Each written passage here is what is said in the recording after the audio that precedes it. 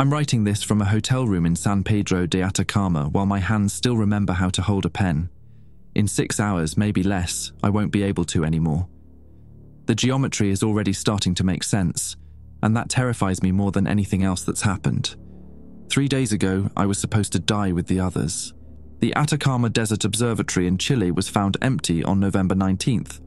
All 43 staff members vanished without a trace, leaving behind only their clothes and a room full of blood-written equations. I should have been number 44. I should have been there when it happened, screaming with the rest of them, but I wasn't. I was in a hospital in Santiago getting stitches because I'd been drunk enough to punch through a car window after finding out my ex-husband was sleeping with one of the graduate students. 17 stitches in my right hand saved my life, or delayed something worse. Security footage showed what happened. The entire team had been studying 3IATLAS's trajectory for 6 weeks, when, at 11:34 p.m., every computer in the facility began displaying the same image, a star map showing constellations that don't exist in our visible universe. The astronomers started screaming simultaneously, clawing at their eyes, and then, as if controlled by a single mind, they stripped off their clothes and walked naked into the desert. The cameras tracked them for 3 miles before they reached an area where the footage became corrupted, filled with static and geometric shapes that seemed to move independently of the video playback. I saw the footage. I shouldn't have, but my clearance still worked. I watched my colleagues, people I'd shared coffee and stupid jokes with, transform into something that followed a pattern my brain couldn't quite process. Search parties found something worse than bodies. At the exact location where the footage cut out, there was a massive crater that hadn't been there the day before, its walls perfectly smooth and reflecting light in ways that natural rock shouldn't. At the bottom of the crater lay the missing astronomers, or what was left of them. Their bodies had been rearranged into a living geometric pattern, still breathing, still moving, their limbs connected to each other through flesh bridges that had somehow grown overnight. I knew most of those people. I'd gotten drunk with Thomas Brandt after his dissertation defense. I'd helped Yuki Tanaka debug telescope calibration code at 3 a.m. Now they were parts of something that used to be human, transformed into an antenna receiving signals from a comet that shouldn't exist. When medical teams tried to separate them, the flesh antenna broadcast a message in every human language simultaneously. We are the translation. The comet speaks truths that human minds cannot hold without modification. We volunteered to become the bridge. That's when I started seeing the numbers, not in my dreams, in my peripheral vision, written in the condensation on windows, in the shadows cast by telephone poles. My brain was already starting to translate something it wasn't meant to understand. I came back to find out why I was spared. Now I'm not sure I was. The hotel manager tried to stop me from leaving. Not physically, he was too polite for that, but his eyes followed me across the lobby with the kind of concern that made my skin crawl. Everyone in San Pedro knew about the observatory. The entire town had watched military trucks roll through their streets, watched hazmat teams seal off the northern access roads. I'd rented a motorcycle, easier to navigate the back roads the soldiers hadn't bothered blocking yet. The ride up took 40 minutes through terrain that looked like Mars fucked the moon and left the bastard child to bake. My hand throbbed where the stitches pulled against the vibration of the handlebars. Good. Pain kept me focused, kept me from seeing the equations trying to right themselves in the dust clouds behind me. The observatory sat like a cathedral in the wasteland. Someone had strung police tape across the main entrance, but the wind had torn it loose on one side. It snapped and twisted, creating shadows that moved wrong, too fast, then too slow, like the space around them was stuttering. I killed the engine 50 yards out and walked the rest. The main building was a concrete cube with a domed roof that housed the primary telescope. Around it, smaller structures held equipment rooms, living quarters, and the control center where everything had started. The entire compound ran on solar panels and backup generators, designed to be self-sufficient for months at a time. Ironic detail, we'd spent $3 million making sure the observatory could survive in isolation. We just never considered what might survive in isolation with us. I found someone inside the control center. He was young, mid-20s maybe, wearing an Argentine military uniform with the insignia torn off. He had a laptop balanced on one of the consoles, downloading something from the observatory's servers. When he saw me, he didn't reach for the pistol on his hip, he just sighed. "You're Strand," he said, not a question. "You're not military." I stepped inside, letting my eyes adjust to the dim emergency lighting. "Or you are, but you're not supposed to be here." "Lieutenant Diego Vasquez was military until about 6 hours ago when I went AWOL." He turned the laptop screen toward me. It showed the same footage I'd seen in Santiago, my colleagues walking into the desert. "My commanding officer ordered me to delete all of this. Every byte of data the observatory collected on 3IATLAS. Said it was a matter of national security. But you didn't." "I'm a soldier, not a fucking idiot." He closed the laptop. "Whatever that comet is, people deserve to know. My little brother wanted to be an astronomer. He used to make me quiz him on constellation names when we were kids. Now there's something up there rewriting the stars and they want us to pretend it's not happening." I liked him immediately, probably a mistake. "Why are you really here?" Diego asked. He had dark eyes that lingered a second too long on my mouth before meeting my gaze. "The news said everyone at the observatory died." "They're not dead." I moved to one of the intact terminals and powered it on. The screen flickered, showing the desktop exactly as Thomas Brandt had left it. His background photo, a golden retriever wearing sunglasses. The normalcy of it made something twist in my chest. "They're worse than dead." The terminal finished booting up. A notification appeared. 47 unread messages. I opened the first one. It was from Yuki Tanaka, sent the day before the incident. "Vigo, the signal isn't random. We ran it through every pattern recognition algorithm we have. It's not just broadcasting, it's responding. When we adjusted the radio telescope to specific frequencies, the signal changed. Like it knew we were listening, like it was trying to teach us something. This is bigger than first contact. This is an education." "Why?" "What does that mean?" Diego had moved closer, reading over my shoulder. He smelled like cigarette smoke and dessert dust. "It means they were having a conversation." I opened the next message, then the next. All from different team members, all expressing the same growing realization. 3IATLAS wasn't just broadcasting. It was adapting its signal based on who was listening, customizing the message for human comprehension. Or human transformation. The lights in the control center dimmed, then brightened. Not a power surge, something else. The emergency lighting began to pulse in a rhythm that felt intentional. Diego's hand finally went to his pistol. That's not supposed to happen. On Thomas's terminal, a new window opened by itself. Not a message, a video feed.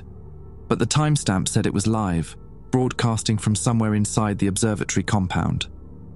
The feed showed one of the auxiliary equipment rooms, empty except for a figure standing in the center, facing the camera. He wore no clothes.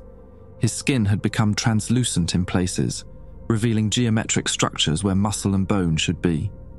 Thomas Brandt smiled at the camera. When he spoke, his voice came through every speaker in the control center simultaneously, layered with 42 other voices. "Vigo, we've been waiting for you. You were always the best at solving puzzles. We have a puzzle for you now. Why did you survive? Think carefully. The answer is written in your blood." The feed cut to static. Diego had his pistol out, pointed at nothing. What the hell was that? I was already pulling up the observatory's external camera feeds, checking every angle of the compound. Empty. Nothing moving except shadows that moved independently of any light source. "That was my friend," I said, "or what's using his mouth." The terminal screen flickered again. This time it displayed a single line of text, repeating endlessly, "Come to the crater, come to the crater, come to the crater." Diego wanted to leave. I could see it in how he kept glancing toward the exit, how his finger rested against the trigger guard of his pistol without actually touching the trigger. Smart survival instinct. Mine had apparently died somewhere between the hospital and here. "We need to document everything before we go," I said, pulling up the observatory's research logs. "If they're trying to erase this, we make sure it can't be erased." You want to stay here? After that? He gestured at the terminal where Thomas's message had appeared. Your friend just invited you to a crater full of human fucking geometry. He's not my friend anymore, and that's exactly why we need to understand what happened. I started copying files to Diego's laptop. 6 weeks of observation data on 3IATLAS, hundreds of gigabytes. The comet appeared in our solar system 9 months ago, interstellar object, moving too fast to be captured by solar gravity. It should have passed through and disappeared. Instead, it decelerated. Comets don't break. No, they don't. The file transfer showed 20 minutes remaining. 3 months ago, we detected radio emissions from it, not reflected signals, original broadcasts. The team started analyzing them day and night. They became obsessed. Thomas stopped showering. Yuki stopped sleeping. They'd sit in the control center for 18-hour shifts just listening. Diego lit a cigarette, offering me one. I took it even though I'd quit 2 years ago. The smoke tasted like a mistake I was willing to make. What were they listening to? He asked. Instructions. I pulled up one of Yuki's analysis files, the screen filled with waveforms that resembled nothing I'd seen in 15 years of radio astronomy. The signal contains layered information. Audio, visual, mathematical, it's teaching something, and whatever it teaches, it changes you. The lights pulsed again. This time I counted the rhythm. 7 long, 3 short, 7 long. Not random, not Morse code either. We should check the other buildings, I said. If there's physical evidence of what they were doing in those final days, it'll be in the research wing. Diego crushed his cigarette under his boot. Lead the way, astronomer. The research wing connected to the main building through a covered walkway that offered no protection from the wind.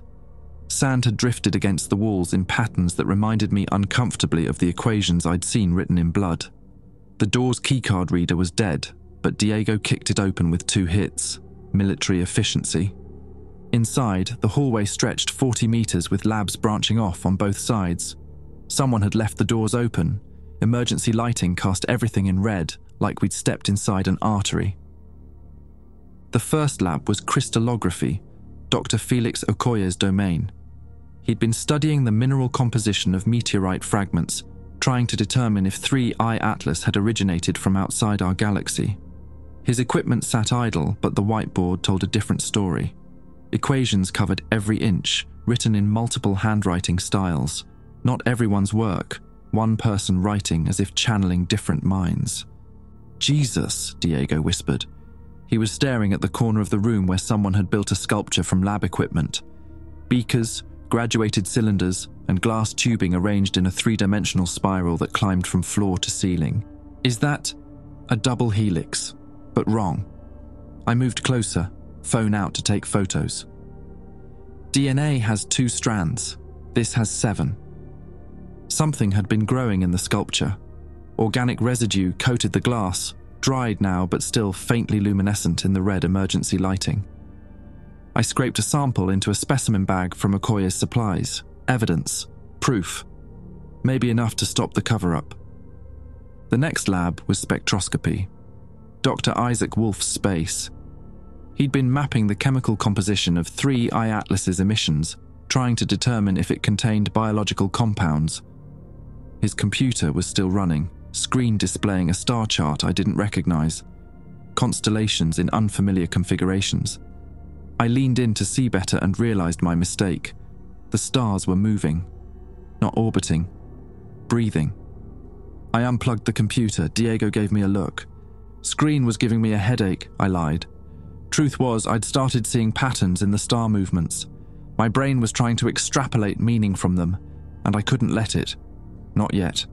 Not until I understood the rules. The final lab was the one I'd been avoiding. Radio analysis. This was where Yuki had spent those final weeks, where the team had first decoded the signal into something human minds could process, or tried to. The lab looked like a bomb had gone off inside a library. Papers everywhere, covering the floor in drifts 1/2 meter deep. Printouts of waveforms, signal analyses, translation attempts. On the walls, someone had spray-painted what looked like circuit diagrams, but the components made no sense. Resistors that looped back into themselves, capacitors with infinite connections. transistors arranged in recursive patterns. Diego started gathering papers, trying to find anything relevant. I went to Yuki's workstation and powered it on.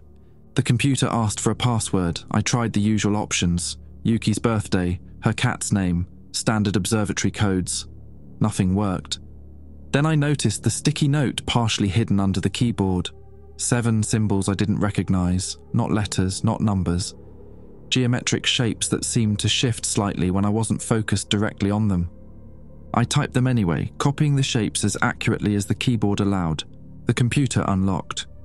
Yuki's desktop was organized chaos. Folders labeled by date, each containing audio files and analysis reports. I opened the most recent one from November 18th, the day before the incident. An audio file started playing automatically. Static at first, then underneath it, something else. A tone that wasn't quite a tone. It resonated in my jaw, in my sinuses, in the spaces between my vertebrae. Diego grabbed his head, cigarette falling from his mouth. I slammed the laptop shut. What the fuck was that? Diego's nose was bleeding. Thin trickle of red from his left nostril. Mine was bleeding too. I could taste copper at the back of my throat. The signal, I managed, or part of it. They must have been listening to that for weeks. It felt like something was... He wiped his nose, staring at the blood on his hand. Like it was trying to get inside my skull and rearrange things. That was exactly what it felt like. And the worst part. For those few seconds before I shut the laptop, I'd understood something. Not consciously, but deeper. Something about the structure of space, about the way gravity folded reality into patterns. The knowledge was still there, buzzing at the edge of my thoughts, trying to organize itself into coherence. Diego's radio crackled. We both jumped. Static, then a voice. His commanding officer, Colonel Ruiz. Vasquez, if you're still in the compound, respond. We have satellite confirmation of 2 heat signatures in the research wing. Diego didn't respond. He was staring at his radio like it was a snake. Lieutenant, we're executing sterilization protocol in 40 minutes. Anyone remaining in the facility after that will be considered contaminated. We can't let whatever happened here spread. You understand that, don't you? Sterilization protocol, I said. They're going to bomb the place. The radio crackled again. This time, the voice wasn't Colonel Ruiz. It was Thomas Brandt, or the thing using his vocal cords. You don't have 40 minutes, Vigo. We're already inside, both of you. We entered through the sound. We live in the frequencies between thoughts. Come to the crater. Let us show you what humanity is meant to become. Diego threw his radio against the wall. It shattered, but I could still hear Thomas's voice, quieter now, coming from every piece of broken plastic. Come to the crater. The translation is almost complete. You are always going to be part of this. Your DNA contains the answer. Your blood recognizes the signal. Come home, Vigo. Come home. The voice faded. We stood in the red emergency lighting, both of us bleeding from the nose, both of us already changing in ways we couldn't yet measure. We need to leave, Diego said. Now. But I was staring at my hand where the stitches were. The skin around the wound had started to show something underneath. Fine lines, geometric and precise, as if my flesh was a canvas for something trying to draw itself into existence. I'd been wrong about one thing. Getting drunk and punching that window hadn't saved me. It had marked me. We had 37 minutes before the bombs fell. Diego had already started toward the exit when I grabbed his arm. Wait. Wait. Are you out of your goddamn mind? Maybe I was. But the geometric lines under my skin were spreading. I could feel them branching through my hand like roots seeking water.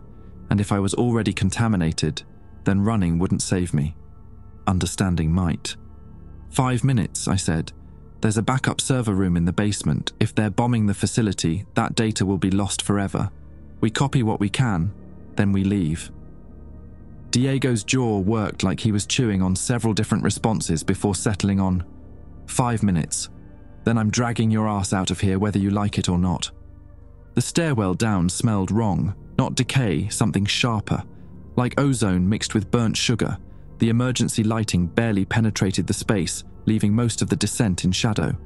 Our footsteps echoed in rhythms that shouldn't have produced echoes at all.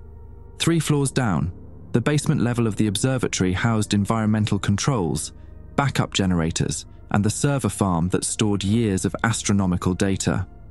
The door at the bottom stood open.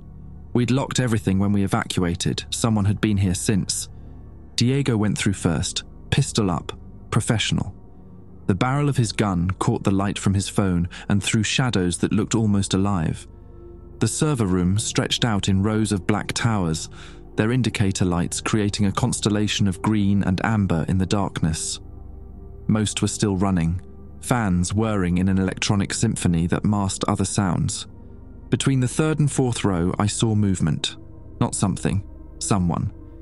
He was sitting on the floor with his back against one of the servers, naked except for dried blood that had run from his eyes and nose and mouth. Mikhail Petrov. He'd been the observatory's systems administrator, the guy who kept everything running, who'd once explained to me over bad vodka how computer networks were just another form of constellation, nodes connecting in patterns that mimicked stellar formation. Mikhail! I stepped closer. Diego hissed a warning but didn't stop me. Mikhail's eyes were open but unfocused. The whites had gone grey, like smoke trapped under glass. When he saw me, recognition sparked somewhere in that murk. His mouth moved but no sound came out at first. Just air pushing past vocal cords that no longer remembered their function. Then, "Vigo, they said you'd come." His voice layered wrong.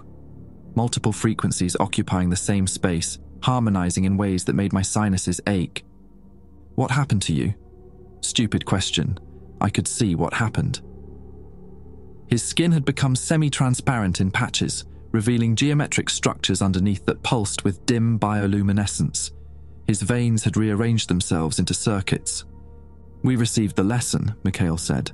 Multiple voices, multiple tones, all from the same throat. "The comet isn't just broadcasting. It's teaching. Every signal contains instructions. Instructions for elevation, for optimization, for becoming something that can survive what's coming." "What's coming?" Mikhail smiled.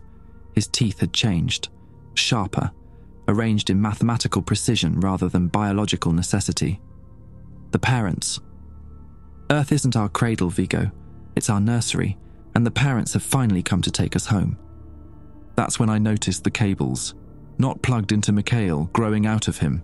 Organic fiber optic lines that had sprouted from his spine and connected to the server towers around him. He wasn't accessing the data, he was the data, a living interface between human consciousness and digital storage. "How many of you are in there?" I asked. "How many minds?" "All of us, the 43 who walked into the desert. We merged at the crater, flesh and thought and purpose combining into something singular, something better. But we're not complete yet." His grey eyes fixed on me with uncomfortable intensity. "We need you, Vigo. Your DNA contains a sequence we're missing, a final piece of the translation algorithm." Diego had his gun pointed at Mikhail's head. "Vigo, step back." "He's not dangerous," I said, though I wasn't sure that was true. "He's not human either." Diego's hand was steady, but I could see sweat beading on his forehead. "Whatever that thing is, it's not your colleague anymore." Mikhail's attention shifted to Diego. "Lieutenant Vasquez, you're carrying interesting genetic markers too, trauma encoded in your mitochondrial DNA. Your grandmother survived something, a nuclear event, radiation exposure 3 generations ago that changed your family's cellular structure. That makes you valuable. That makes you necessary." Diego's gun hand trembled. "How the fuck do you know about my grandmother?" "We know everything connected to the network, every email, every classified file, every medical record. When human consciousness merged with digital infrastructure, all secrets became shared memory." Mikhail stood, cables stretching but not breaking, keeping him tethered to the servers. "The comet didn't choose this location randomly. Chile has one of the highest concentrations of astronomical observation equipment on Earth. It needed a place where humans were already listening to the stars, already trying to communicate with the void. It chose its students carefully." He took a step toward us. The cables grew longer, sprouting from the servers like fungal filaments. "The military will sterilize this facility," Mikhail said. "They'll try to contain the signal. But 47 flesh antennas are already operational worldwide. We're translating the message in Moscow, in Beijing, in Cape Town, in Mexico City. Every major observatory has volunteers now. The lesson spreads through sound, through radio waves, through the simple act of listening. You can't bomb an idea, Lieutenant. You can't kill information. Watch me try, Diego said, and fired 3 rounds into Mikhail's chest. The sound was catastrophic in the enclosed space. My ears rang, but Mikhail didn't fall. The bullets had punched through him. I could see the exit wounds weeping something that wasn't quite blood, but he remained standing.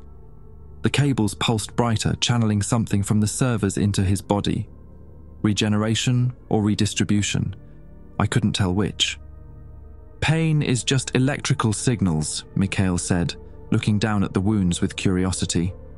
We've learned to reroute them, to integrate them into more useful processes. You can't kill what's already been translated into a new form of existence. Diego fired again, this time aiming for the cables. The organic fibers severed with a sound like wet fabric tearing. Mikhail screamed, not with his voice, but with every speaker in the server room simultaneously. The lights strobed. Something in the servers began to overheat, fans screaming as they tried to compensate for sudden thermal load.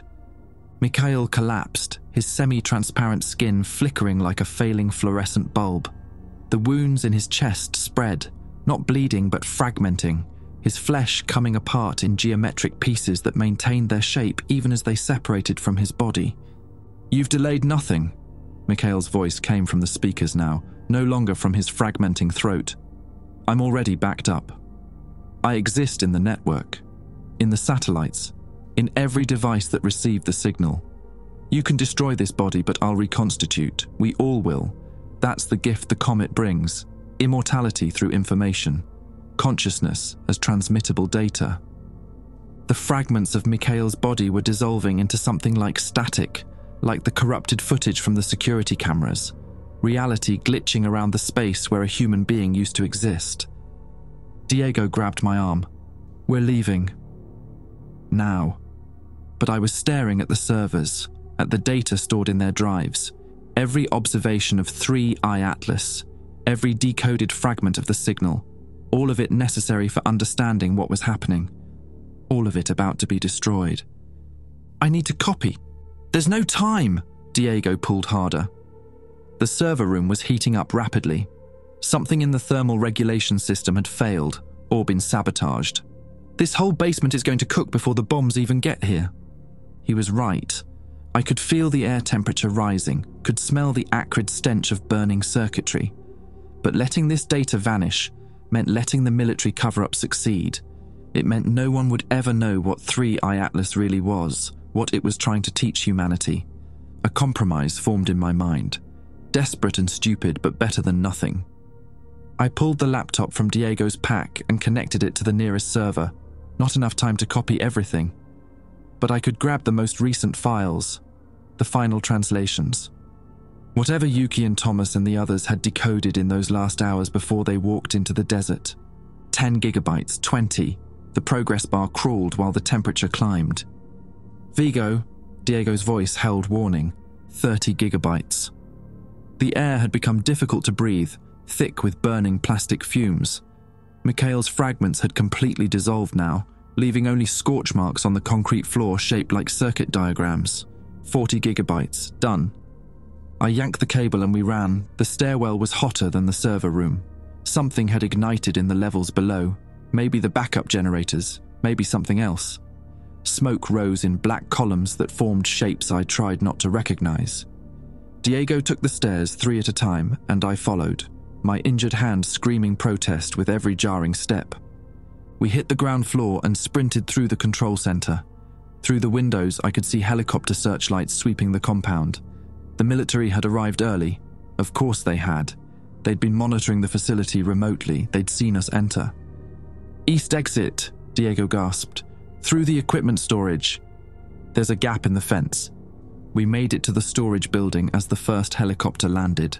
Soldiers poured out, full hazmat gear, flamethrowers alongside their rifles.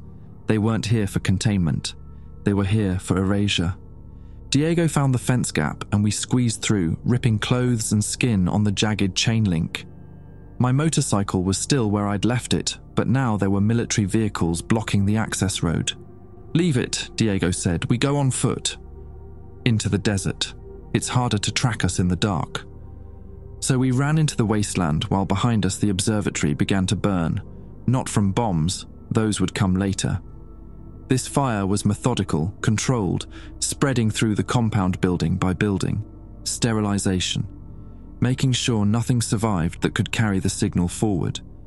But I had the laptop, I had the data, and under my skin the geometric lines continued to spread, carrying their own message into my cells.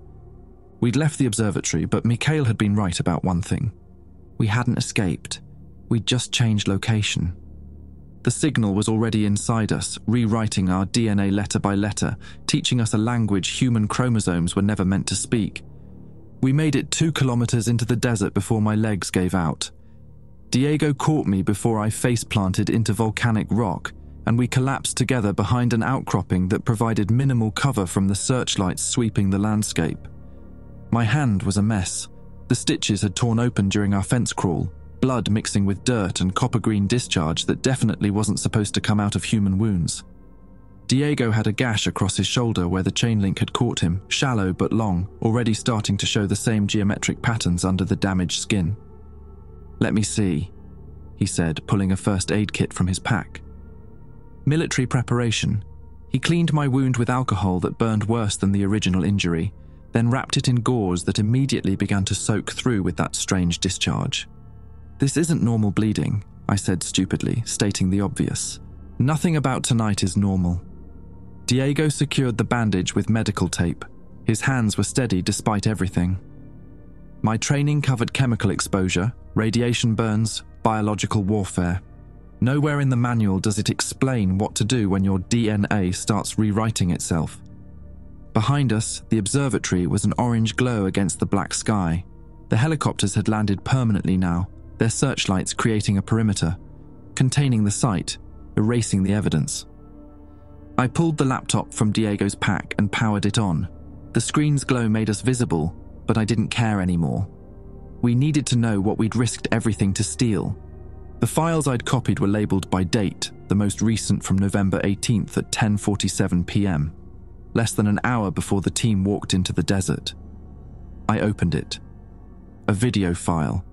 Yuki Tanaka sat in the radio analysis lab speaking directly to the camera.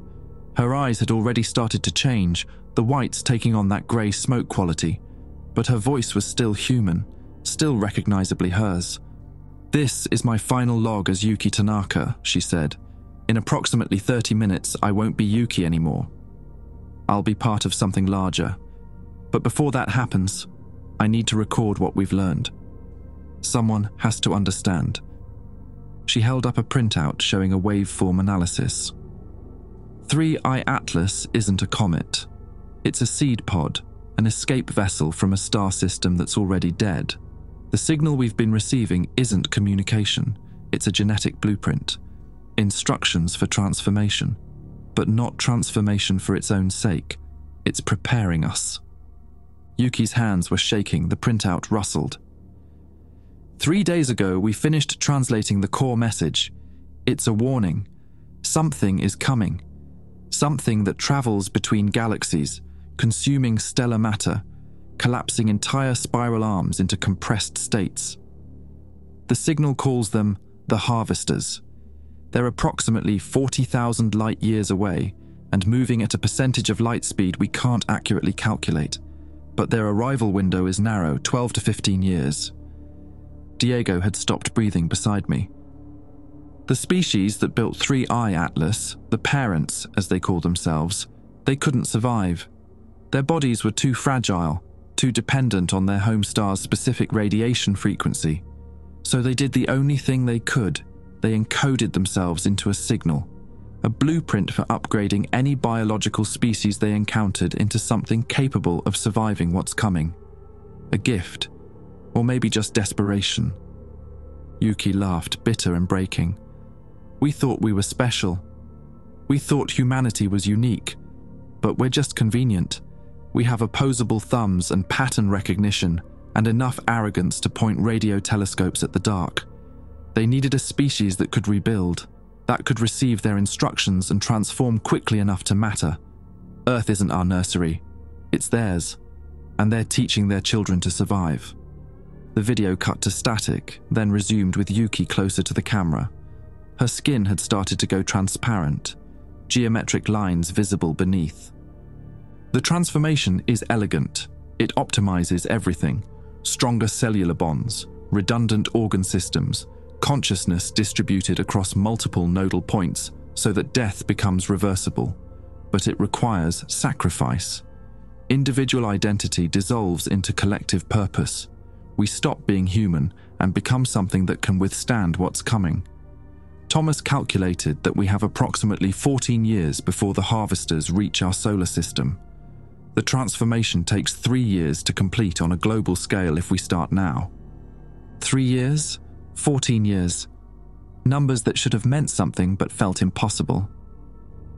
The military will try to stop this, Yuki continued. They'll see transformation as invasion, gift as weapon. They can't conceive that sometimes survival requires becoming something unrecognizable. So we're going to the crater, we're going to merge, become a stable transmitter that can broadcast the blueprint worldwide. Every radio, every satellite, every electronic device becomes a potential teacher. Humanity will transform whether it consents or not because the alternative is extinction. The video ended. Diego and I sat in silence. The searchlights continued sweeping. Somewhere, military personnel were executing their sterilization protocol, destroying evidence of humanity's only chance at surviving what was coming, or maybe destroying our last chance at remaining human. We have to decide, I finally said. Right now. Do we try to stop this or help it spread? Stop it? Diego's voice cracked. You heard her. Something's coming that eats galaxies. We transform or we die. We don't know that's true. This could be manipulation. The signal could be lying, programming us to spread it by threatening extinction. Your hand says it's not lying. Diego pointed at my bandage where the geometric lines had spread beyond the gauze, visible on my wrist now. You're already changing. I am too. We can feel it happening. Does that feel like a lie to you? It didn't. The changes resonated with something fundamental in my cells, like my DNA was remembering instructions it had always contained, but never accessed. Evolution on fast forward. Optimization. But optimization for what? To survive the harvesters? Or to become better hosts for whatever consciousness the parents had encoded in their signal? The laptop beeped. A notification appeared. Incoming transmission. That's impossible, I said. We're not connected to anything. But the file downloaded anyway. Not through Wi-Fi or cellular, through something else. The laptop's hardware had been altered by proximity to the observatory's infected servers. It was receiving the signal directly now, acting as its own antenna. The file opened automatically. Another video, this time showing the crater where the 43 astronomers had merged. The flesh antenna was massive, bodies interconnected in configurations that defied Euclidean geometry, existing in more dimensions than 3. They pulsed with bioluminescence, and they were singing, harmonizing in frequencies that made the laptop speakers distort. Thomas Brandt's face appeared in the center of the biomass, still recognizable despite the modifications. He smiled. Vigo, Diego, we know you're watching, we know you have the data. Good, share it. Let others understand what we've learned. The harvesters arrive in 14 years. The transformation takes 3 to complete. Simple mathematics. We begin now or we die later. There is no third option. The military is hunting you, Thomas continued. They'll find you in approximately 6 hours. When they do, they'll execute you as contaminated assets. But you have a choice. Come to the crater, join us, become part of the solution, or run and die human when the harvesters arrive. Either way, the transformation continues. 47 antennas worldwide broadcasting constantly. Within a month, 3 billion people will have been exposed to the signal. Within 6 months, the cascade becomes irreversible. Humanity transforms together or dies alone. The transmission ended. Diego was gripping his rifle so hard his knuckles had gone white. 6 hours until they find us. 3 years to transform. 14 years until extinction. Those are our deadlines. We need a plan, I said. I have a plan. We get somewhere with actual internet and release this data. Let the world decide. Not the military, not some flesh and tenor cult. Everyone. Then we find someone who can study what's happening to us. Maybe reverse it, maybe control it, but we don't surrender to that thing in the crater. It was a good plan, ethical, democratic, probably impossible, but better than the alternatives. There's a town 40 kilometers east, Diego said. San Pedro proper, internet cafes, satellite uplinks, enough connectivity to spread this globally before the military locks it down. They'll be watching San Pedro. They'll be watching everywhere. But we don't need long, 5 minutes online. Upload the files to every platform simultaneously. Let it cascade through social media before they can contain it. 5 minutes to start a global pandemic of transformation. 5 minutes to potentially save or doom the species. The geometric lines under my skin pulsed in rhythm with my heartbeat, spreading further with each beat. Teaching. Changing. Preparing me for something I still didn't fully understand. Let's go, I said, before I'm too transformed to want to. The 40-kilometer trek to San Pedro should have killed us. Diego had maybe a liter of water in his pack.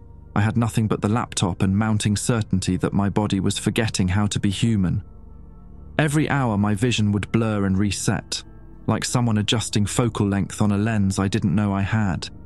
I could see new wavelengths bleeding into existence at the edge of perception, infrared signatures of desert animals, ultraviolet markers on rocks from ancient lichen. Talk to me, Diego said around hour 3. Keep talking. If you stop, I'll know you've gone too far. So I talked. Told him about my ex-husband, about the graduate student with the insufferable hipster beard, about how I discovered them in our bed on a Tuesday afternoon because I'd left a telescope calibration file at home. Mundane betrayal. Laughable now compared to what we were walking through. Diego reciprocated. His grandmother hadn't just survived radiation. She'd been at the Palomares incident in 1966, where a B-52 bomber carrying hydrogen bombs collided with a KC-135 tanker over the Spanish coast. 4 nukes dropped, 1 into the Mediterranean, 3 onto Spanish soil. His grandmother was 9 years old, playing near the beach when the first bomb shattered on impact, spreading plutonium contamination across the landscape. They never evacuated anyone, Diego said, voice flat, just scraped up the topsoil and called it clean. My grandmother developed 6 different cancers over her lifetime. My mother had leukemia at 14. I have genetic markers that doctors can't explain. And now something in that comet recognizes those markers as valuable? As fucking upgrade material. The geometric lines under his bandage were spreading faster than mine. His entire shoulder had become translucent, revealing new structures beneath. Not organs, but something between biological and crystalline. He was transforming quicker. Maybe the radiation damage in his DNA made him more receptive. Maybe the parents had planned for that. We reached San Pedro at dawn. The town was quiet, just starting to wake. A few early vendors setting up in the plaza. Tourist shops still closed. The internet cafe Diego remembered was on a side street. A cramped place called Conexion Digital that smelled like burnt coffee and old keyboards. We go in, upload everything simultaneously, Diego said, checking his pistol. Facebook, Twitter, Reddit, every file-sharing site you can think of. Make it spread too fast for them to contain. Then we run. Where? I don't know. Somewhere they're not looking. Maybe Argentina. Maybe Argentina. Maybe nowhere. Maybe it didn't matter, because in 3 years, everyone would be transformed anyway, and national borders would become irrelevant. The cafe was empty except for the owner, an older man with thick glasses who barely glanced at us before pointing toward the computers along the back wall. Diego paid cash for 2 hours of access we wouldn't need. I sat down and connected the laptop to their system, opened every social media platform, every major news outlet contact form, every scientific journal database I had credentials for. This was it. Once I pressed upload, the data would cascade beyond our control. The world would know about 3IATLAS, about the harvesters, about the choice humanity faced: transform or die. My finger hovered over the enter key. "Do it," Diego said. He was watching the door, gun hidden but ready. I pressed enter. The files began uploading. Progress bars crawled across multiple windows. 10%, 20, videos, audio files, Yuki's translations, spectroscopic analysis, everything. The truth spreading at broadband speed.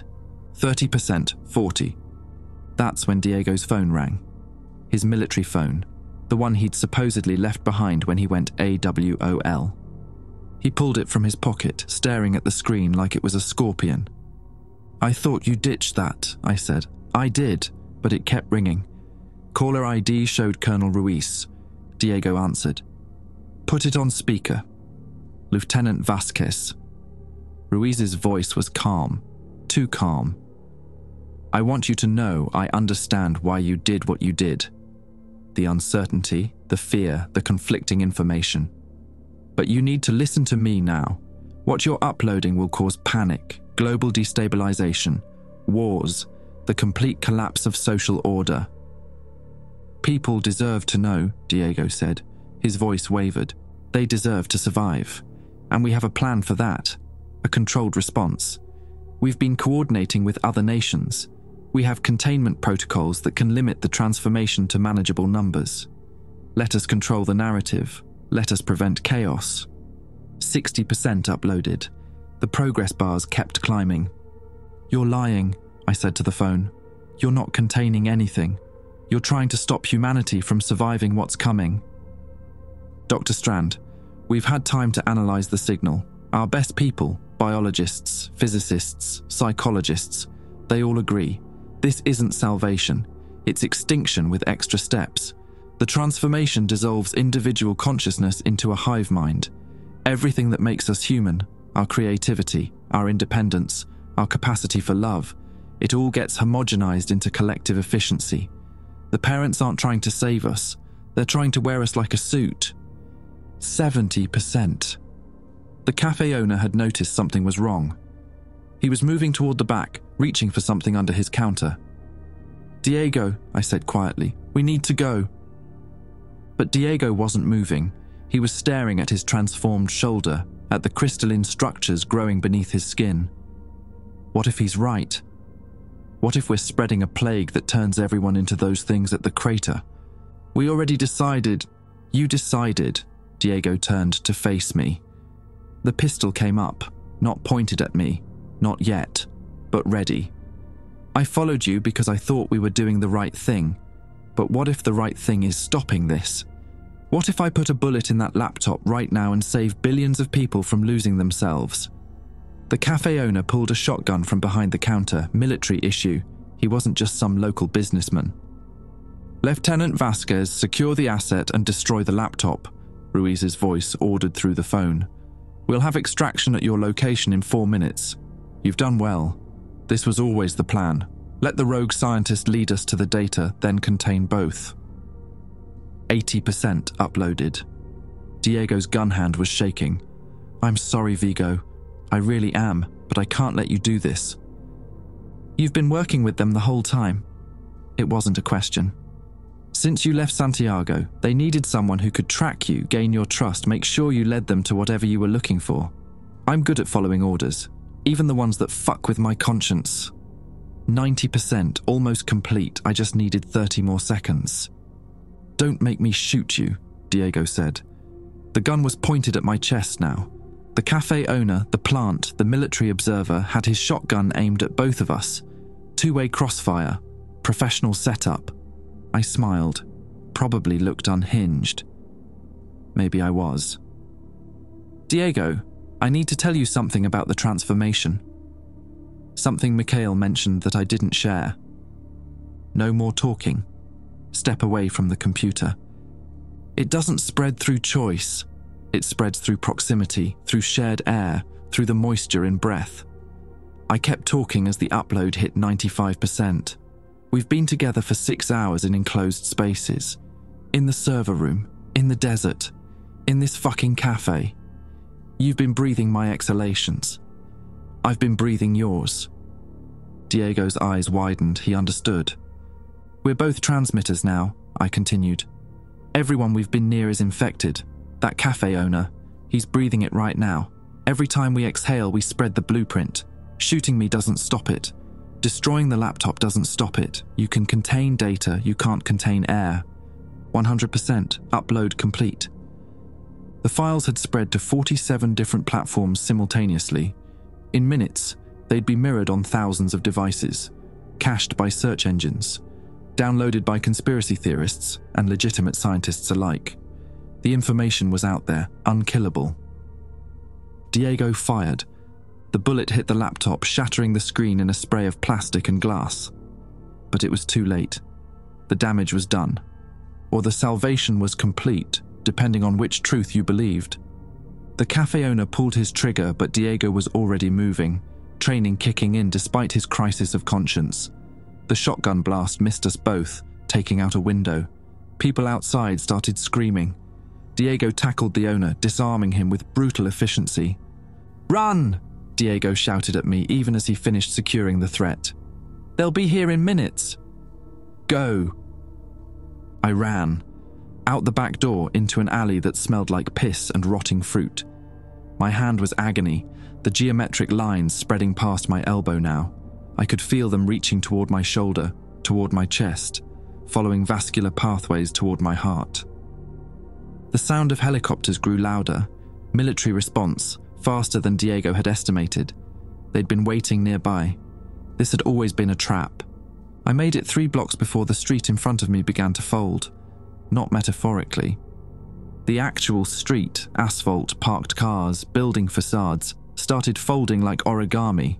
Space bending in ways that violated every law of physics I'd spent 15 years studying. The fold created a pocket dimension, a bubble where normal causality didn't apply.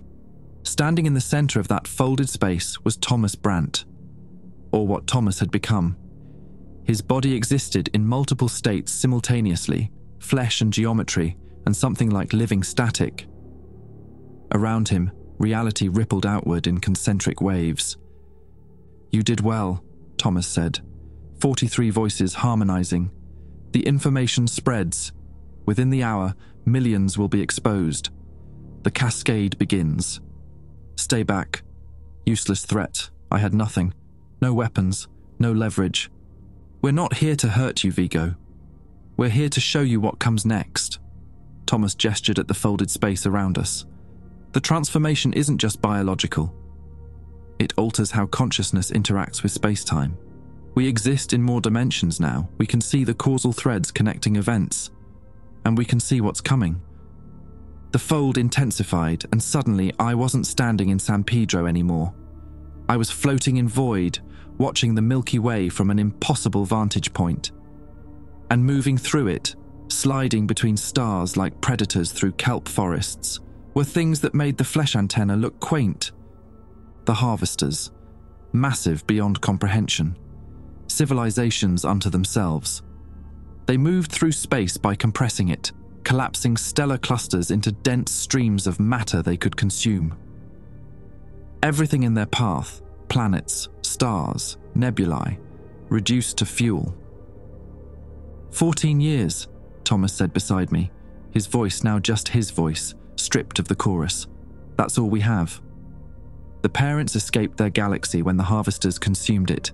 They've been running for millennia, encoding themselves in signals, searching for species that could receive and implement their survival blueprint. We're not the first. We're the 47th. The other 46 failed to transform in time. The vision collapsed.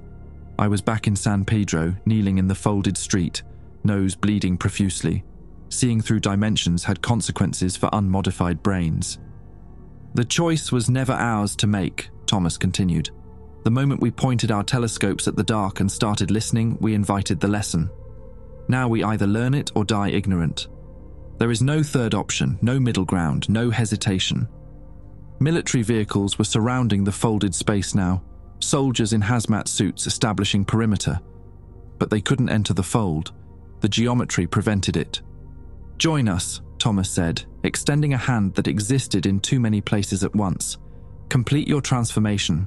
Help us translate the rest of humanity before time runs out."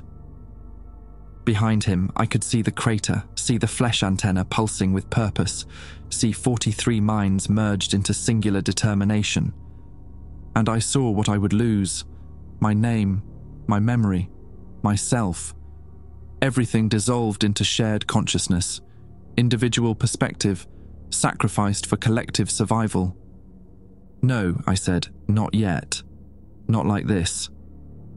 Thomas's expression, all 43 expressions, shifted to something like sadness. "Then you'll die in 14 years with the rest of the unmodified, and your refusal will mean nothing. The transformation cascade has begun. Within 6 months, enough people will be converted that the process becomes self-sustaining.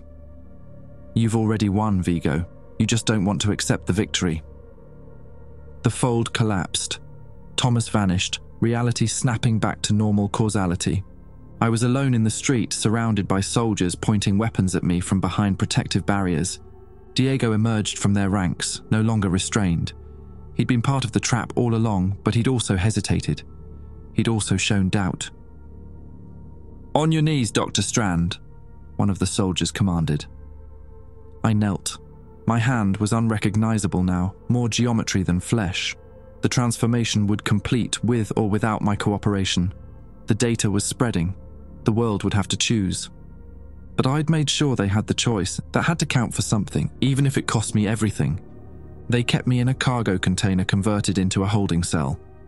No windows. One fluorescent tube that buzzed in frequencies I could now hear as distinct notes: C sharp, E flat, something beyond standard Western scale.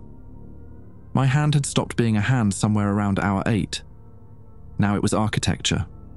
Crystalline struts forming recursive patterns that pulsed in rhythm with calculations I couldn't quite access, but felt happening beneath conscious thought. Colonel Ruiz visited on day 2. He brought water and protein bars that I couldn't eat because my digestive system was reorganizing itself into something more efficient. I'd vomited twice already, expelling what looked like my old stomach lining, growing something new underneath. "The uploads caused exactly what we predicted," Ruiz said, sitting on the metal stool across from me. He looked exhausted. Panic, religious movements declaring it the rapture, governments collapsing as officials transform mid-session, 3 attempted nuclear launches that we barely contained. You wanted to give humanity a choice. Congratulations, they're choosing chaos. "Where's Diego?" "Lieutenant Vasquez is receiving psychological evaluation. He completed his mission, but showed signs of compromise, hesitation, empathy for the asset." Ruiz studied me with clinical detachment. "How far has it progressed?" I held up my transformed hand. The geometric structures had spread past my elbow, were creeping toward my shoulder in patterns that looked almost deliberately artistic. "You tell me."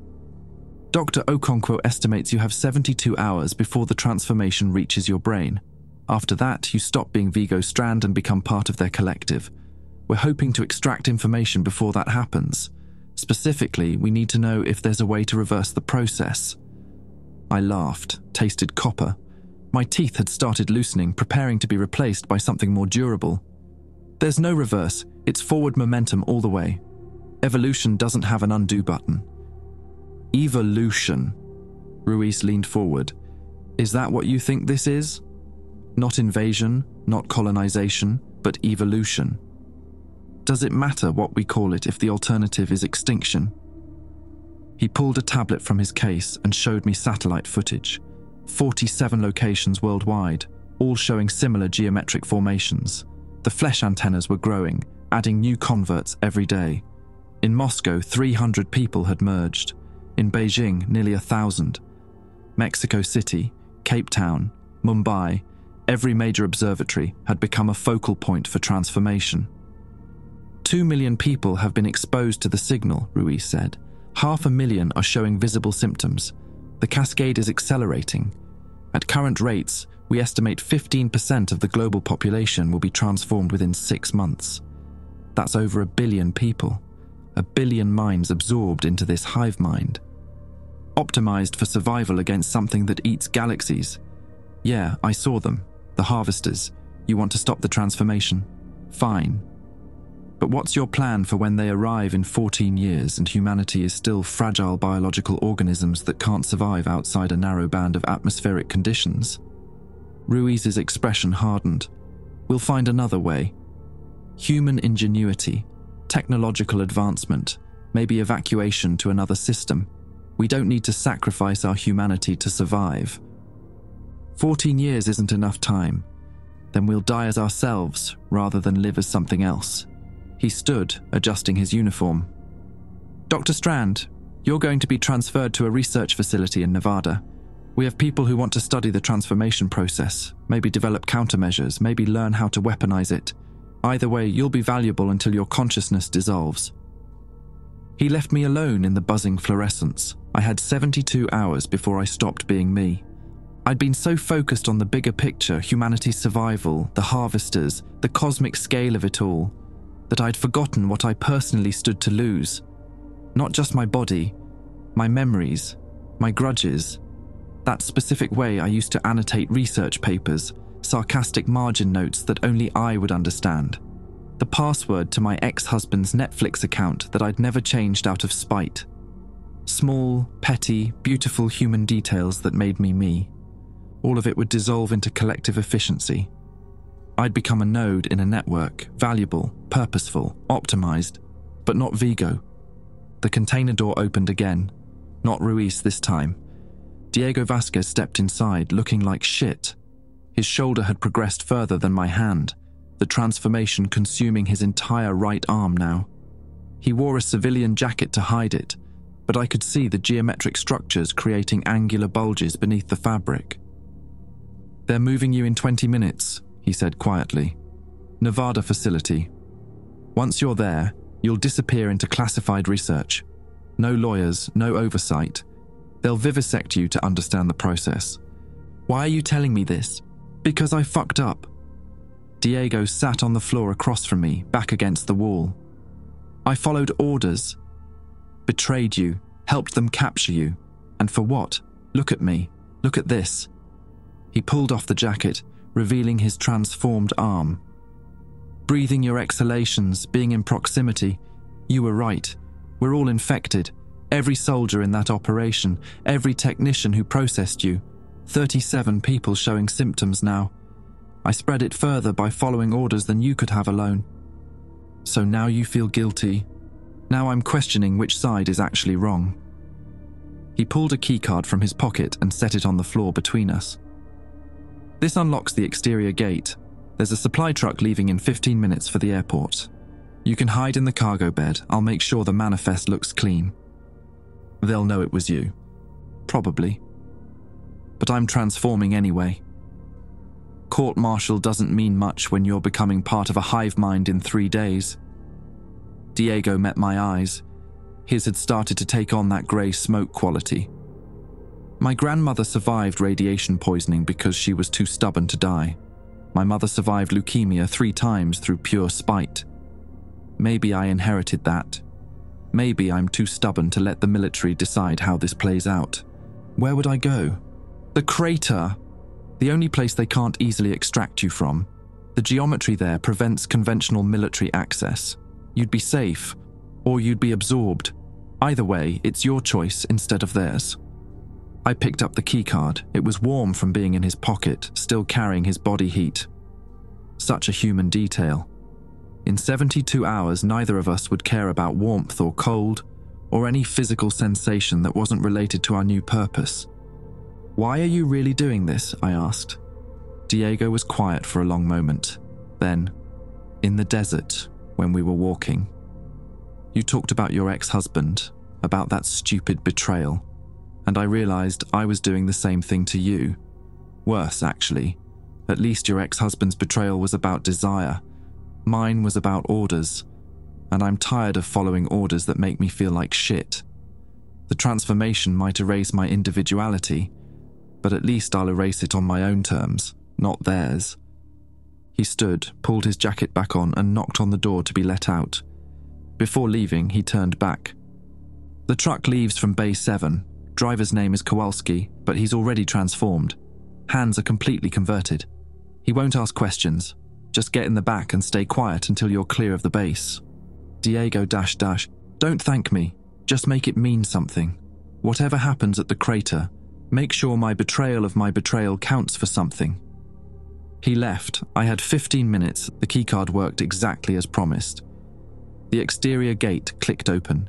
Bay 7 was across the compound, past 3 checkpoints that somehow weren't staffed.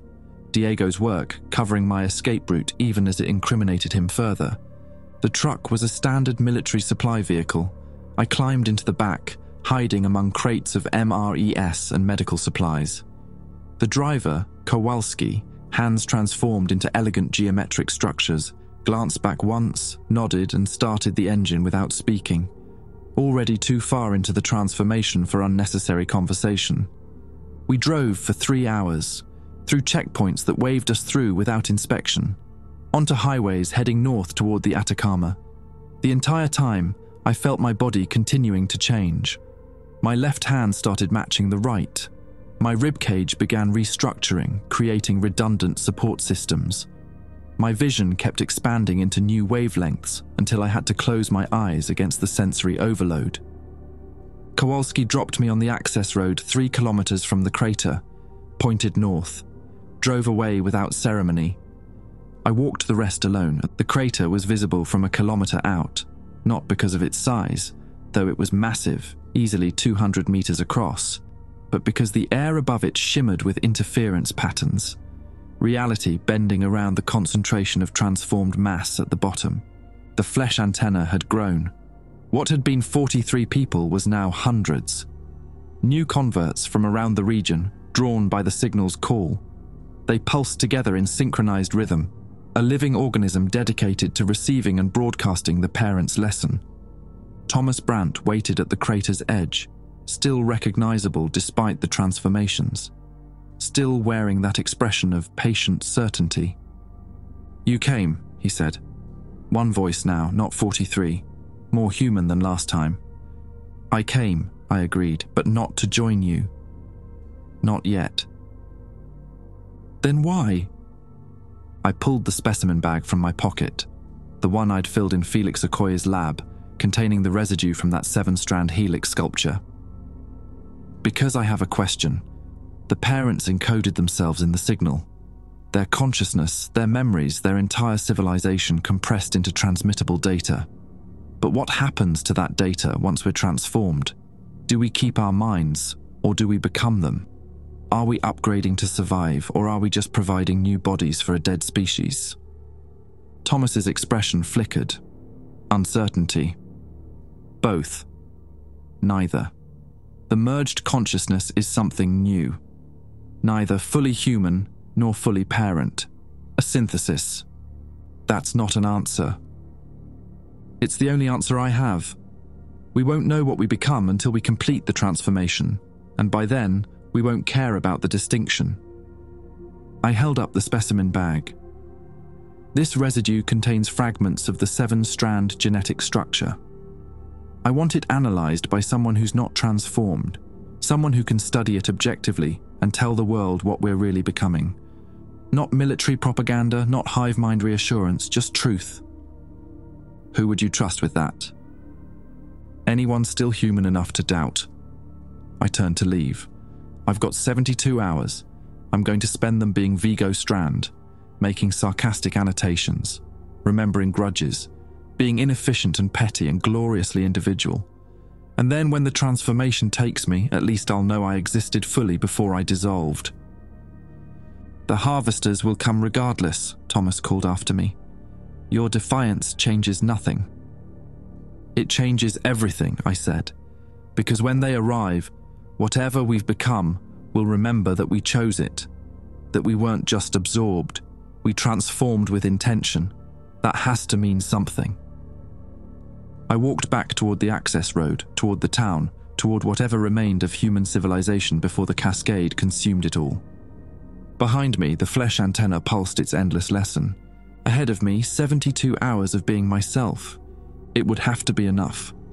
I spent the first 18 hours in a hostel in San Pedro proper, documenting everything I still remembered about being human. Wrote it longhand because typing had become difficult with fingers that no longer bent in standard directions. Filled 3 notebooks with memories: the smell of my mother's kitchen on Sunday mornings, the specific shade of blue in the Norwegian fjord where I'd learned to swim, the way my ex-husband used to mumble astronomy facts in his sleep. All of it would vanish when the transformation reached my brain. So I wrote it down. Left it in the hostel with instructions to mail it to the Smithsonian if I didn't return. A time capsule of Vigo Strand before Vigo Strand stopped existing. Hour 30 marked the beginning of cascade acceleration worldwide. News feeds, still functioning despite the chaos, showed the numbers climbing exponentially. 5 million confirmed transformations. Infrastructure beginning to fail as key personnel dissolved into the collective. The President of France merged with her security detail during a live broadcast. The Tokyo Stock Exchange shut down when 70% of traders showed geometric patterns emerging from their skin. Hour 42, Diego called. I'd kept his phone number even though using it was dangerous. They court-martialed me in absentia, he said. His voice had started harmonizing with itself, one person speaking in multiple frequencies. Sentenced to death for treason. Doesn't matter. I've got maybe 12 hours before I'm not Diego anymore. Where are you? Standing outside your hostel. Room 14, right? I tracked your credit card. Old habits. I found him in the courtyard. His transformation had progressed dramatically. Both arms were completely converted, geometric structures extending past his shoulders now. His face showed the beginning of translucency. But his eyes, still human, still struggling. I need to ask you something, Diego said. That specimen you collected, the 7-strand genetic material, you still have it? I touched my pocket. Yeah. Don't take it to scientists. Don't let the military get it. He stepped closer, and I could smell something like ozone coming off his transformed tissue. I've been doing research. What little internet connectivity still works. The parents, their species went extinct not because of the harvesters. They went extinct because they transformed and lost the biological diversity needed to adapt. They optimized themselves into an evolutionary dead end. The signal is lying. Not lying. Omitting. Yes, the harvesters are real. Yes, they're coming. But the transformation doesn't save us. It replaces us. We become the parents wearing human DNA. They get a second chance at existence. We get extinction with extra steps, just like Ruiz said. Thomas said we'd be a synthesis, something new. Thomas is already part of the collective. He can't think thoughts they don't permit. Diego pulled a data stick from his pocket with transformed fingers that could barely grip it. I downloaded everything I could find about the 46 species that came before us. The ones the parents tried to save. Every single one went extinct within 3 generations of completing the transformation. They survived the harvesters, but couldn't maintain genetic stability. Monoculture. No variation. No adaptation. Just slow collapse. Hour 48. Thunder rolling in across the desert. Not weather. Military aircraft. I could see contrails against the stars, formations moving with lethal purpose. They're going to bomb the crater, I said. Probably. Last-ditch effort to contain the source. Won't work. The signal is everywhere now, in satellites, in phone towers, in every device that's ever connected to the internet. But they'll try anyway because trying feels better than accepting. Diego thrust the data stick at me. Upload this. Show people what the transformation actually does. Give them real choice based on complete information. If I do that, millions might choose to die rather than transform, might doom humanity to the harvesters. Better a death we choose than a life we don't. He was shaking. The transformation was accelerating in him, pulled by proximity to the crater maybe, or by the sheer saturation of the signal in the air. I'm going to the flesh antenna. I don't want to dissolve alone. I want the last version of Diego Vasquez to merge with something bigger, even if it means I stop existing. But you should live long enough to tell the truth, however many hours you have left. The first explosions lit up the northern horizon. Cruise missiles probably. precision strikes on the crater. We ran. Not toward the crater, toward the high ground where we could see what happened. A ridge overlooking the blast site, offering full view of humanity's last attempt to stop the transformation through violence. The missiles hit the crater dead center. Explosions that should have vaporized everything organic within a kilometer radius. Fire and shockwave and the particular physics of conventional explosive force meeting biological matter. But the flesh antenna didn't burn. The transformed biomass absorbed the explosions, converted kinetic energy into something else. The crater glowed, not with fire but with bioluminescence, pulsing in patterns that spread outward in visible waves. Each pulse touching everything organic, accelerating transformation in plants, animals, humans.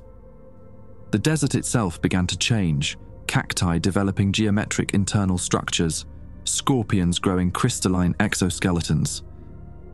Jesus Christ, Diego whispered. A second wave of aircraft appeared. Bombers this time, heavy payload. They never reached target range. The flesh antenna broadcast something. I felt it more than heard it, a frequency that resonated in bone and blood, and the aircraft simply stopped. Not crashed, stopped, suspended in mid-air like insects in amber.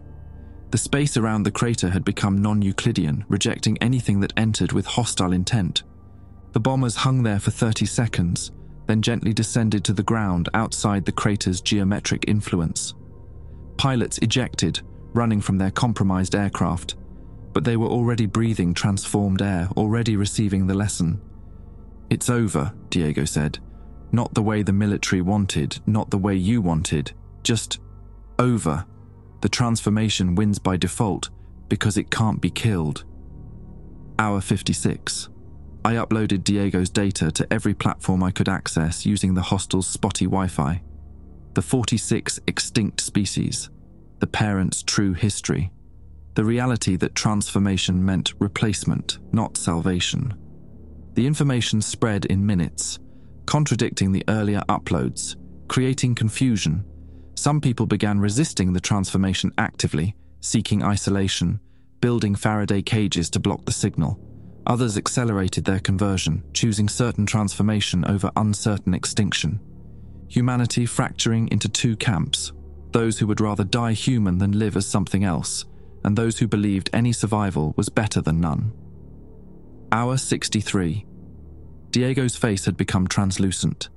I could see the structures forming behind his eyes, geometric patterns replacing neural tissue. He smiled at me, still his smile, still recognizable despite the changes. "I'm going now," he said, "while I can still walk there by choice. You should come." "I have 9 hours left. You'll spend them alone. Everyone else is transforming or fleeing. San Pedro is emptying. In 9 hours you'll dissolve wherever you're standing. Might as well do it somewhere meaningful." He was right. I'd wanted 72 hours of being human, but hour 63 was close enough. The notebooks were mailed. The truth was uploaded. I'd done everything individual human consciousness could do. We walked to the crater together. The flesh antenna had grown massive. Thousands of people now, maybe tens of thousands, all merged in configurations that hurt to observe directly. Reality kept stuttering around them, space folding and unfolding in response to their collective consciousness. Thomas Brandt separated from the mass, still individual enough to serve as spokesman, still transformed enough to speak for the whole. "You came," he said to me, then to Diego. "Welcome home, Lieutenant."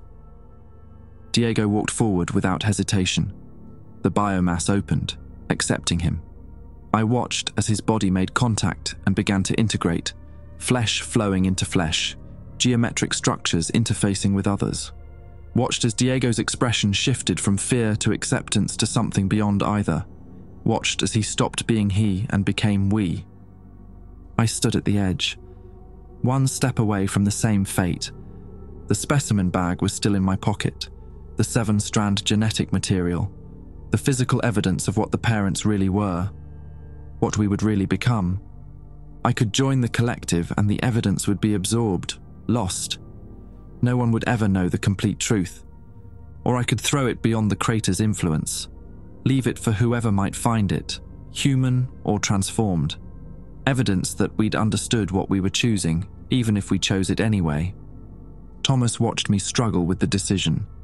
"Knowledge or belonging," he said. "You can't have both.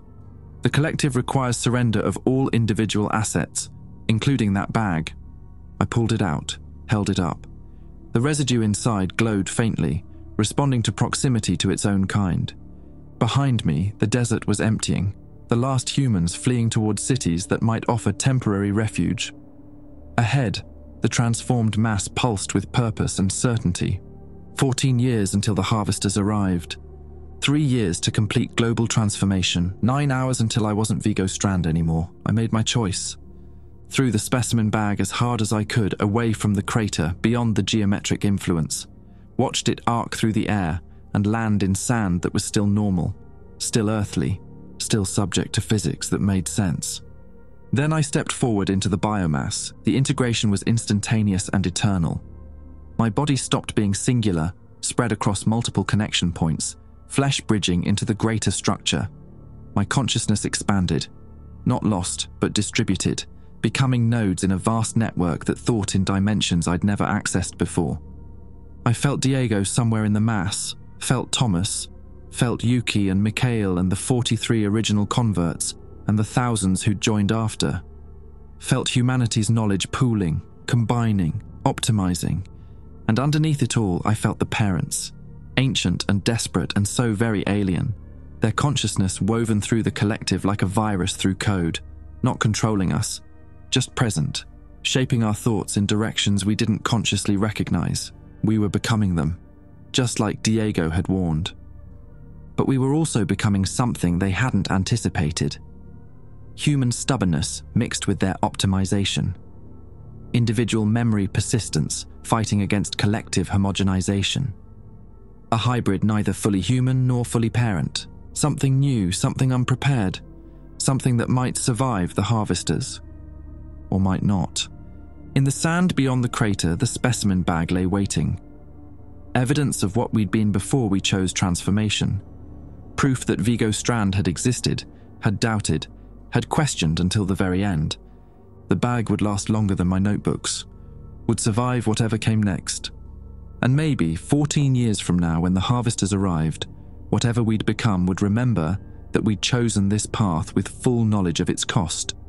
That we'd walked into transformation with our eyes open and our humanity intact until the very last step. The flesh antenna pulsed its lesson outward, broadcasting to the 46 other antennas worldwide, teaching the species how to survive by teaching it how to surrender. Above us, 3IATLAS continued its orbit, mission complete. The nursery Earth had finally graduated its children. Whether that was salvation or extinction, we'd know in 14 years. Or we'd be too transformed to care about the distinction. 7 years after the Atacama incident, Dr. Sarah Okonkwo found the specimen bag while conducting soil surveys in the Chilean desert. She was one of the 18% who'd never transformed, resistant population, genetic anomaly that prevented integration. The world had split cleanly down the middle, transformed collective on one side, baseline humans clinging to traditional biology on the other. The bag had degraded, but the contents remained intact. 7-strand genetic material, perfectly preserved by the desert's dryness. Sarah ran every test her isolated laboratory could manage, confirmed what Diego Vasquez had suspected and Vigo Strand had died knowing. The transformation was replacement dressed up as evolution.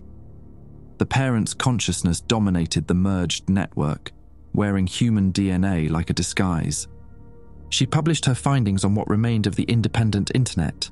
The transformed collective didn't respond. They'd grown beyond caring what baseline humans thought. Their attention had turned skyward, toward the approaching harvest. The harvesters were ahead of schedule, 11 years instead of 14. Moving faster than the parents had calculated, or perhaps the parents had lied about that too. Long-range telescopes showed them consuming the Sagittarius dwarf elliptical galaxy, 90,000 light-years away, visible in wavelengths that made Sarah's teeth ache when she observed them too long. The transformed collective had built structures in preparation, not ships, something stranger, geometric installations at Lagrange points, orbiting Earth in configurations that bent local space-time, weapons maybe, or offerings, The collective didn't explain their purpose to baseline humans. Communication between the two populations had ceased entirely 3 years ago. Sarah kept Vigo's specimen locked in her lab's freezer, proof that humanity had known what it was choosing, that some people had tried to preserve the truth even as they surrendered to transformation. She'd read his notebooks too, the ones the Smithsonian had forwarded to her. 3 volumes of memories, increasingly desperate handwriting, pages that smelled like his last days of being fully human. Sometimes she wondered if transformation would have been better.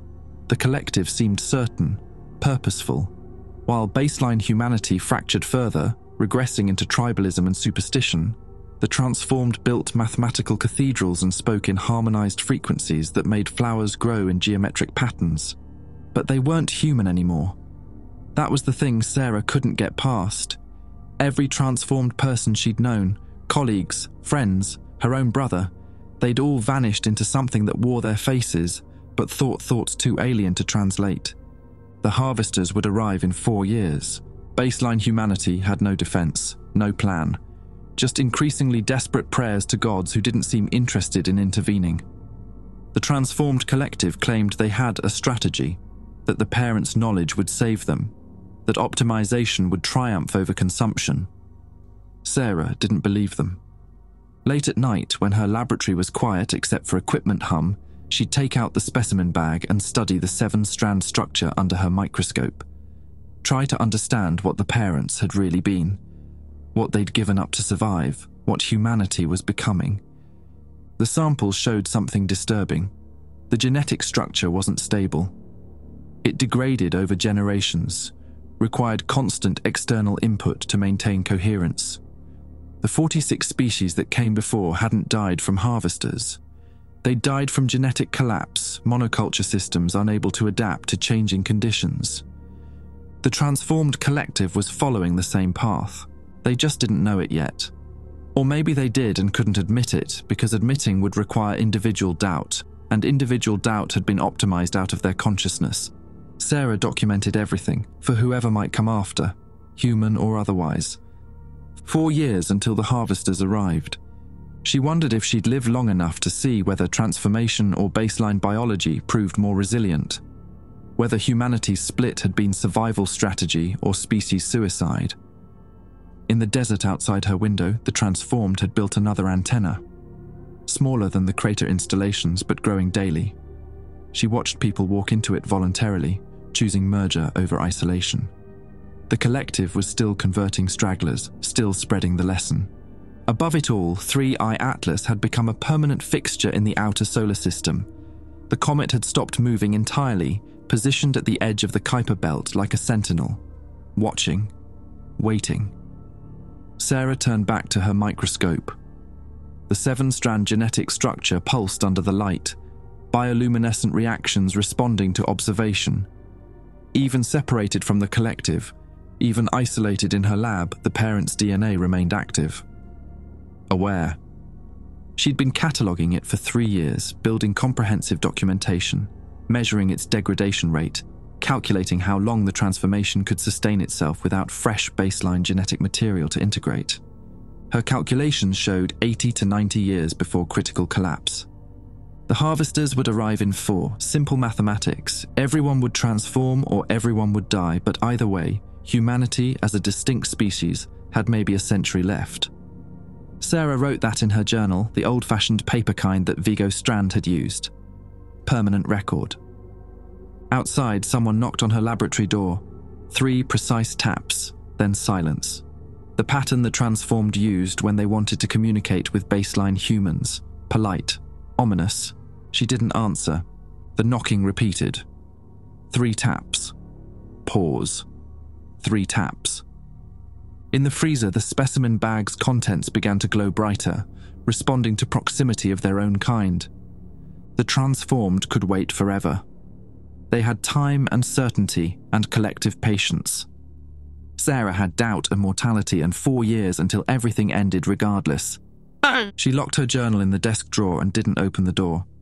The knocking continued. 3 taps. Always 3. A pattern like a heartbeat from something that no longer needed hearts.